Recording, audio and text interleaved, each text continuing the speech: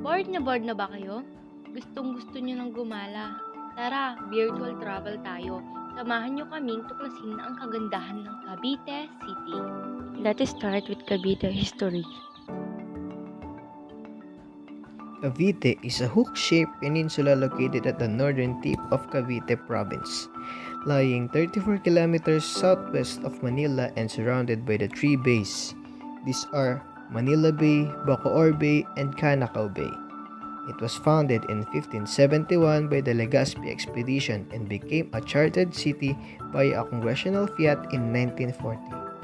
It is the site of several important historical events, foremost of which is as the site of the grandmother event of the Philippine Revolution, the spark that started it all, the Cavite Mutiny of 1872.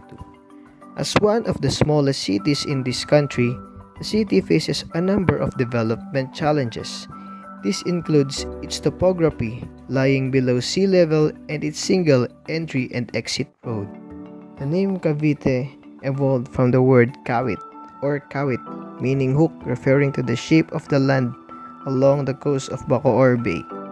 Early settlers who were the Tagalogs called it Tangway, meaning peninsula. Also, Chinese traders called it Cape. When the Spaniards came, they christened it as Cavite. Other names associated with it were Cavite La Punta, meaning tip of Cavite, Cavite Nuevo, New Cavite, Puerto de Cavite, Port of Cavite, at the height of the world-famous Manila-Acapulco galleon trade, Ciudad de Oro Maquizo, meaning solid gold city, and Tierra de Maria Santissima. Due to the prominence of these places, the Marian devotion created. Tourist spot in Cavite City. Tagaytay Ridge is a highland area in Tagaytay where Palans in the Sky, now called as the People Park in the Sky, is located. It is a rest house of a former Philippine President Ferdinand Marcos. Tagaytay Ridge will offer you a majestic view to the smallest volcano in the Philippines. Since Taal volcano is situated in Taal Lake, it will surely give you a breathtaking scenery. This is also a perfect romantic spot for wedding. Taal volcano is an astonishing volcano located in Cavite. Although it is quite small, actually the smallest active volcano in the Philippines. It is a really and beautiful volcano. It's situated within a lake, and within Taal volcano lies the Taal Crater Lake. This is an interesting volcano, and many ventured to its top to witness the beauty of the breathtaking crater lake. The Puzzle Mansion is home to the where you can find the record-breaking puzzle collection of Gina Jill Lacuna. It is located in the Lacuna family's 1-hectare summer house in Tagaytay. She beat the reigning Brazilian Luisa Figueiredo in the Guinness World Records for having the largest collection of jigsaw puzzle in the world. Corregidor Island is a stronghold of joint forces of Filipino and American soldiers in World War II defending the entrance of Manila Bay from the Japanese invaders. Today, it is a historic monument which the big artillery and the structures tell its story of heroism and bravery of the Filipinos.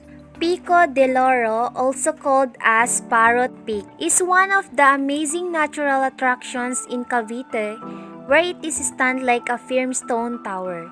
This is a alluring destination in Cavite to mountain climbers, which the peak is considered as the highest points of Cavite.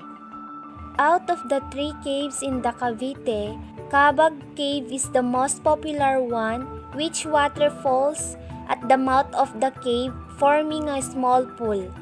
The last granary, Cabag Cave, has a 50-meter underground river that runs inward, located in Maragondon, Cavite.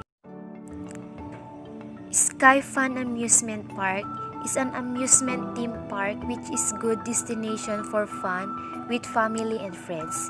It features Sky Eye, which is a 63 meters tallest and biggest Ferris wheel in the Philippines. The top 10 popular Caviteñan city cuisines.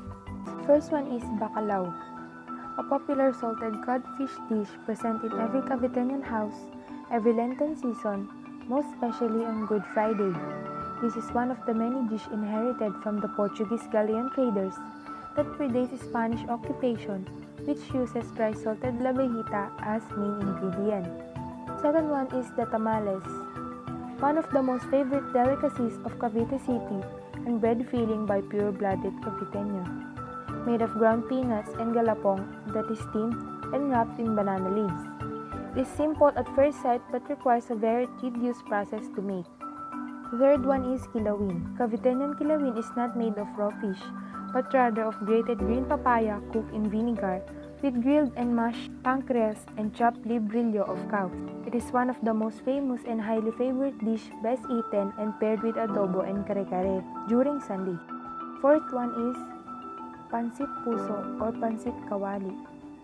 A Caviteñan style pansit made of combination of bihon and miki bihon cooked in atsuete with small slices of pork and thinly sliced green beans, carrots, and cabbage. Rather than calamansi as paasin, pansit puso is served with thinly sliced puso ng saging or banana blossom, cooked in generous amount of vinegar.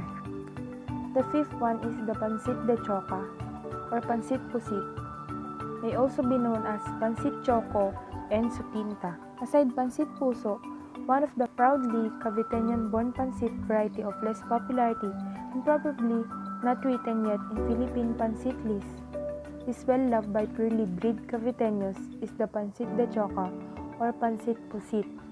It is like combination of adobong pusit and pansit. The calandracas.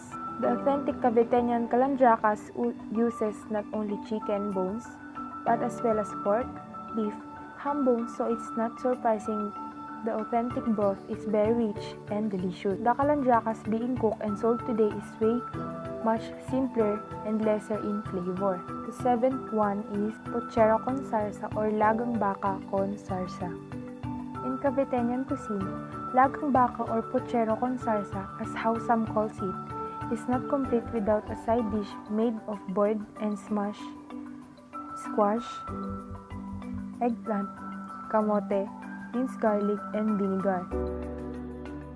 Number 8 is pipian, a highly popular Spanish-inspired Caviteñan chicken dish which is similar to kare-kare except it is way lot simpler to cook and has very few ingredients. Ninth is malabano, Cavite-style fish adobo made of eel, which is meaty like pork. Some do not like this dish since they find it matinik and malansa, but if one is a pure Caviteño, you will simply love it. Lumpia fresca. The last one is more popularly known as lumpiang sariwa, which literally means fresh spring roll. This lumpia variation is the most popular among Caviteños. Oldest structure and artifact. The Museo de la Salle is located within the campus of De La Salle University, Dasmariñas, Cavite. It's a unique, cultural, cross-disciplinary institution serving as a permanent museum of De La Salle University system. As a research center for both indoor and outdoor collection, it dedicates itself to the gathering of collectible objects for intrinsic value significant to the preservation of certain aspects of the Philippine Ilustrado lifestyle. The Museo de la Salle envisions itself to be a leading contributor to the Philippine University Museums movement. It seeks to form productive partnership that serves community in creative ways. It vows to assist the member of school of the system in the core areas of teaching, research, community outreach, and administration. Through active collaboration with other museums in the nation, it promotes the interests of missiology and upholds appreciation of arts and culture. The Immaculate Conception Parish Church, also known as the Dasmariñas Cavite Church, is the first Catholic parish church in the city of Dasmariñas, province of Cavite, Philippines. The stone church was constructed right after the establishments of Dasmariñas as a separate parish in 1866. The church and convent was the site of the bloodshed during the Battle of Perez Dasmariñas of the Philippine Revolution against the Spain. It was declared as an important historical structure by the National Historical Institute, now the National Historical Commission of the Philippines, with the placing of historical marker in 1986. On December 7, 2002, the venerated and miraculous image of patrons of the city of Dasmariñas, the Lady of Immaculate Conception, was episcopally crowned by then the Bishop of Imus, Most Reverend Manuel Sobreveñas, Doctor of Divinity, now the Bishop of Emeritus of Imus, and on the next day of December 8, 2002, on the occasion of the Solemnity of the Immaculate Conception, the parish church was dedicated to God by now the Archbishop of Manila, Most Reverend Luis Antonio G. Tagle, Doctor of Sacred Theology. It celebrated its 150th Jubilee year on July 5, 2017. The Cathedral of Our Lady of the Pilar, Diocesan Shrine, commonly known as the Imus Cathedral, is a Roman Catholic cathedral church in the city of Imus in the province of Cavite City, Philippines. The city is the capital of the province, also serves as the seat of the Bishop of Diocese of Imus, the diocese that has jurisdiction over the entire civil province of Cavite. Enshrined inside the cathedral is the original, miraculous and canonically crowned image of the Nuestra Señora del Pilar de Imus, or Our Lady of the Pilar. The side title of the Blessed Virgin Mary serve as the titular patrons of Diocese of the Imus province of Cavite, as implied by then Pope, now a Saint, John 23rd. Saint John the Baptist is also considered the secondary patron saint of the city. The current parish priest and director of the cathedral is Reverend Messenger George Morales, Vicar General of Diocese. The church itself features the longest Holy Week procession in the province of Cavite, with at least 70 floats of the country, fifth longest overall. Currently, the cathedral is being elevated into cathedral shrine. Cuenca House in Bacoor City, Cavite. It was the residence of Juan Cuenca and Candida Chavez in Bacoor City that President Emilio Aguinaldo transferred the seat of the revolutionary government on July 15, 1898 from the town of Cavite. As they closed in the Spanish army in the Manila, the government remained in the house until it transferred in Malolos on September 10, 1898. The Cuenca Ancestral House, which was used as one of the headquarters of the Philippines in the revolutionary government in 1898. Our next structure is Bacoor Church, or also known as St. Michael, the Archangel Parish. Bacoor Church was established in 1752. Like most Spanish colonial era church built in 18th century, this church was started out as a humble place of worship, constructed only using light materials such as nipalibs, bamboos, and straws. The church was renovated to that of its present architectural structures from 1863 to 1870 using adobe, tegula, and believe it or not, duck egg whites to bond the adobe boulders together. General Emilio Aguinaldo Shrine is the home of the first president in the Philippines. This is where the first Filipino flag was waved, marked the independence of Filipinos from the rule of Spain on June 12, 1898. This is a 1,325 square meters mansion of General Emilio Aguinaldo, which he himself donated to the government to perpetuate the spirit of the Philippine Revolution of 1896 that put an end to Spanish colonization of the country. Bonifacio Shrine, an ecotourism park, was the place where the Supremo and his brother Procopio's final destination, after being executed for treason by the Aguinaldo administration, located between the feet of Mount Nagpatong and Mount Buntis. At the locals themselves are uncertain of the exact location of the brothers' execution.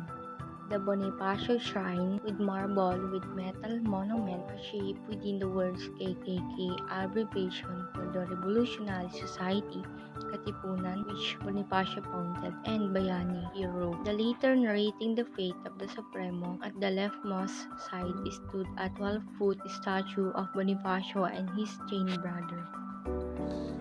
I bet you are amazed and satisfied of what you've heard about Cavite City.